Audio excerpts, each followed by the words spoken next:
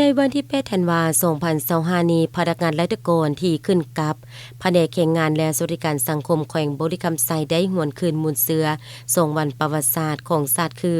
วันสถาปนาสาธารณรัฐประชาธิปไตยประชาชนลาวครบรอบ50ปีส่งธันวา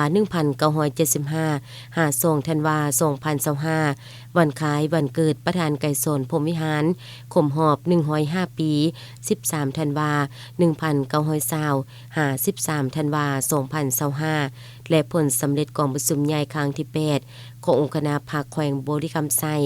โดยให้เกียรติเผยแพร่เอกสารของท่านโกไสสมบัติหัวหน้าแผนกแรงงานและสวัสดิการสังคมแขวงมีบรรดาพนักงานราชการที่ขึ้นกับแผนกแรงงานและสวัสดิการสังคมแขวงเข้าร่วมมาฟัง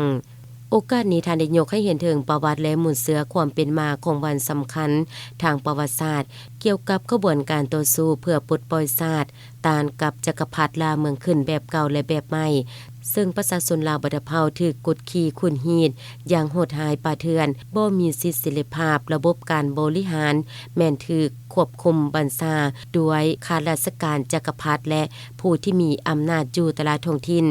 แต่กองทัพและประชาชนลาวเด็ดขาดบ่ยอมจำนนได้ต่อสู้อย่างประธานผ่านกระบวนการต่อสู้อันยืดเยื้อยาวนานได้มีหลายเหตุการณ์สำคัญมีทั้งเหตุการณ์ปราศัยและมีทั้งเหตุการณ์ไสยชนะหลายๆปัญหบที่ได้ถูกจารึกไว้ในหน้าประวัติศาสตร์ของชาติลาวเป็นต้นแม่น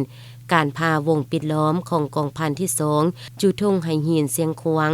ผู้นำแนวลาวหักชาติตนออกจากคุกพลเข่งการยึดอำนาจปกครองด้วย3บาทของยุทธศาสตร์แบบบัวโบสามน้ำบกคุณแต่จะป่าได้หมดและเหตุการณ์อื่นๆจนในที่สุดก็ก้าวไปถึงชัยชนะอย่างสมบูรณ์และสถาปนา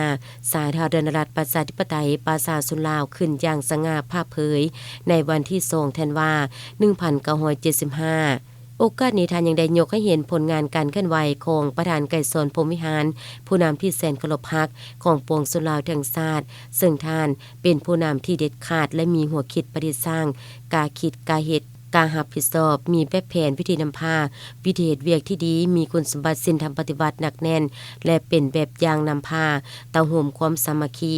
ทั่วปวงชนลาวบัดเภาและเผยแพร่ผลสำเร็จของกองประชุมใหญ่ครั้งที่8ขององค์คณะภาคแขวงบริคำไซเติมอีก